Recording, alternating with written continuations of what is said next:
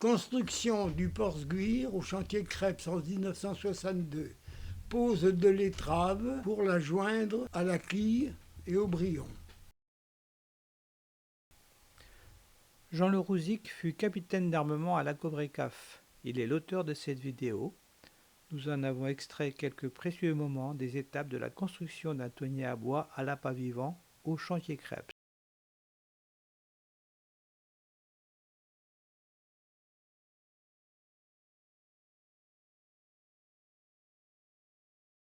La maquette du futur Porse-Guire a été réalisée par Père Paul, le père de Paul Leroux, contremaître du chantier. À partir de cette demi-coque, les côtes sont reportées en grandeur nature sur le plancher de la grande salle à tracer du chantier, afin de confectionner tous les gabarits en bois léger nécessaires à la fabrication de toutes les membrures et des éléments principaux de la coque, l'étrave, les tambours, le brillon, les carlingues, barreaux de pont, plat-bord, etc. Toutes ces pièces sont fabriquées sous hangar, d'après les gabarits, la plupart en chêne de Mayenne. À la pose de l'étrave, on a le droit de boire un coup comme lorsqu'on pose un bouquet sur la cheminée de la maison. Paul Leroux, Marcel Delgoche et Jérôme Janès sont bien de cet avis. Pose de la pièce des tambours arrière. Pose du tableau. Le voici sous la grue et on va la mancher dans la pièce des tambours. Il faut un bon grutier pour cet ajustage. Oui. On enfile d'un bout à l'autre de la hauteur du tableau. Il est en place.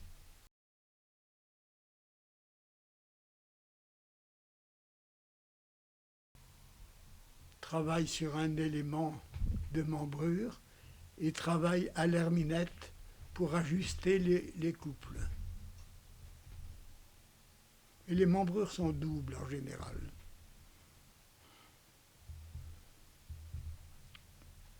Elles sont reliées entre elles également par des boulons.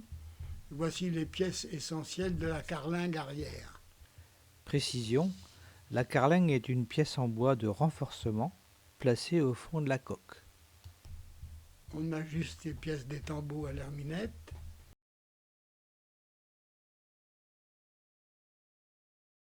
Paul Leroux, le contremaître, est en train de soulever, d'accrocher les couples, les membrures pour les mettre en place. Et vous remarquerez qu'il y a également un peson sous la grue pour connaître le poids exact de la pièce.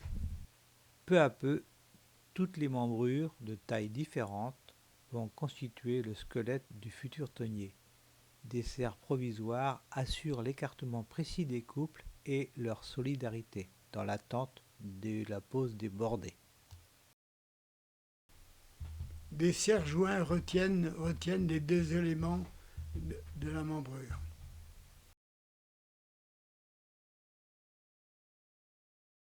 Ce sont les moins hautes, ce sont celles de l'arrière.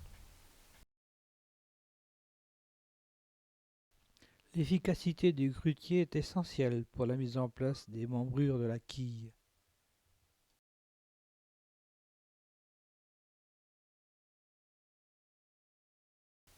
Bon, cette première membrure va donc être adaptée à la pièce des tambours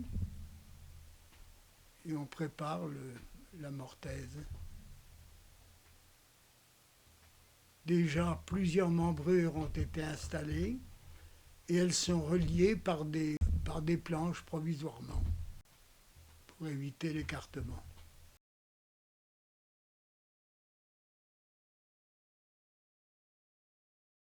Là, ce sont les couples de l'avant qui sont beaucoup plus longs à cause du tillac avant de ces tonniers à pas vivant. Et voici l'appareil qui sert à assouplir le bois à la vapeur pour la mise en place des pièces de bois.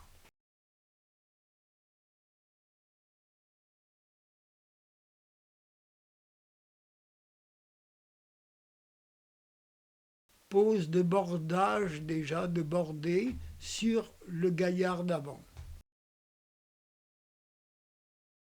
C'est du bois d'Iroko, ce bois africain paraissait à l'époque très adapté au bordage des bateaux, le reste de la carcasse étant en général en chêne de France.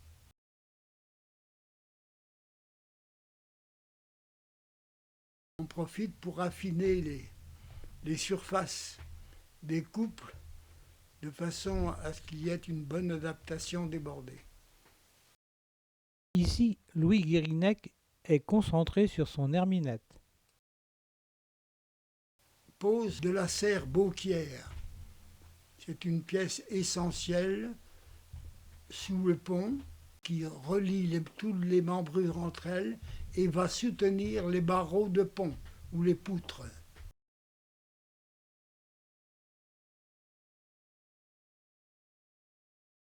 On procède au calfatage des parties qui ont été bordées. L'avantage de ce bois d'Iroko, c'est qu'il ne travaille pas trop au soleil, alors que le chêne a tendance à se dilater en s'asséchant. Le calfatage consiste à étanchéifier à l'aide d'étoupes les interstices entre les bordées. Et ici, c'est la mise en place le creusement en somme du tube d'étambot pour le passage de l'arbre. C'est un ajustement très délicat. Et voici le tube d'étambot en voie d'introduction dans les tambours. C'est dans ce tube que passera l'arbre reliant le moteur à l'hélice. Mise en place d'une grande cuve à eau de l'avant et les cuves latérales à gasoil pour le moteur principal. Un élément de ballast de fond à gasoil.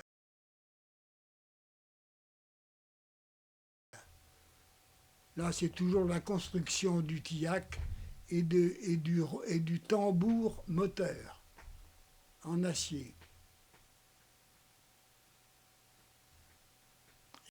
Et voici la mise en place du moteur, un Dutz, la puissance dans les 650 chevaux. Ce moteur a la particularité d'être réversible, c'est-à-dire qu'il peut fonctionner en avant ou en arrière par déplacement de l'arbre à cames.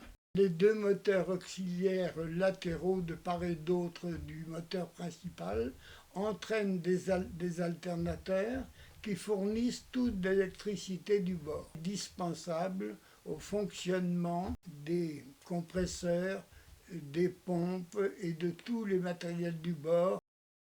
Le Porce-Guir, immatriculé CC 3809, va pouvoir rejoindre son élément. André Delhem père, à gauche, fondateur des armements Delhem, assiste au lancement.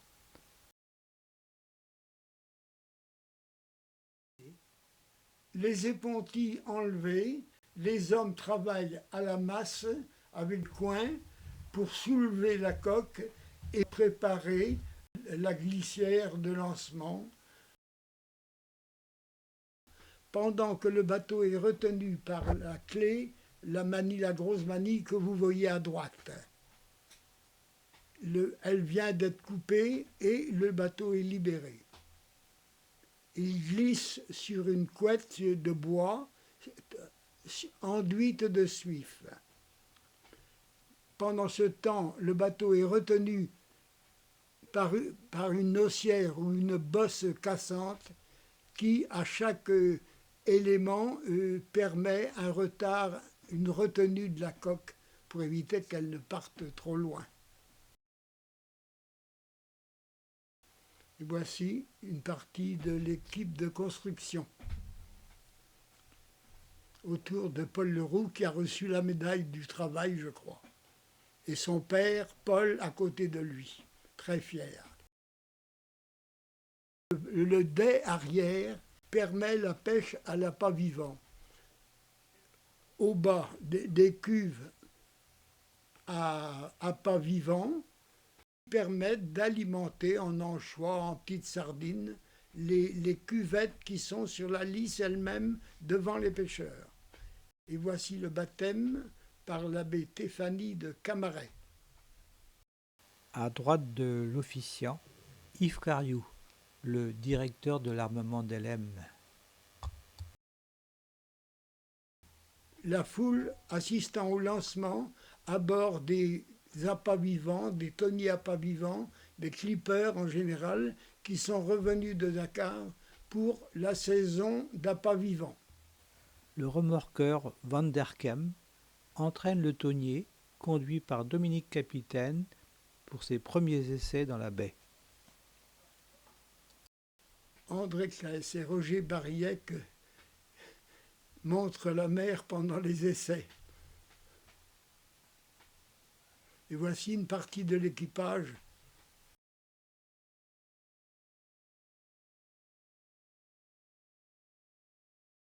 Retour des essais en mer, on passe devant la ville close.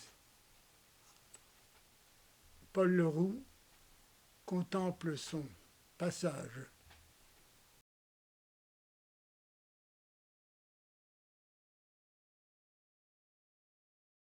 Le Cabellou, frère jumeau du Porte-Guir construit en 1963, est un tonnier canneur à l'appât vivant. Mixte, il est également pourvu d'un skiff entraînant une seine de 300 mètres environ. Le chantier Crepes fut en son temps l'un des plus importants de Bretagne. Louis Crepes, son créateur en 1931, apporta de nombreuses innovations dans la construction navale. Il meurt brutalement le 24 août 1944. Maire de l'Henriec, il est atteint par une balle de fusil mitrailleur à la libération de Concarneau. Son épouse Madeleine lui succède à la tête du chantier durant 27 ans. 2 directeurs seront successivement en charge de la construction. Jean Garec, qui décède accidentellement en 1952, et Jean-Michel Claveau, jusqu'à la vente du chantier à la SCEN en 1971. Des dizaines de bateaux de pêche, chalutiers et tonniers seront construits ou transformés par une cinquantaine d'ouvriers, menuisiers, charpentiers de marine, forgerons, soudeurs. De 1949 à 1963, l'armement d'Elhem fit construire pas moins de 7 chalutiers, pinasses en bois de 22 mètres, le premier, le Jannick Daniel en 1949, et 5 tonniers, le dernier, le Rouze, est lancé en 1963. Au-dessus d'une reconstitution du Kersatao au 1/6e, le musée de la pêche présente en 2 panneaux une liste de plus de 110 bateaux construits au chantier Crepes pour de nombreux armements aujourd'hui disparus. Malgré la qualité médiocre du transfert de cette vidéo sur le net, il nous a semblé important de rendre hommage au savoir-faire des ouvriers du dernier chantier de construction bois au passage L'Henriec.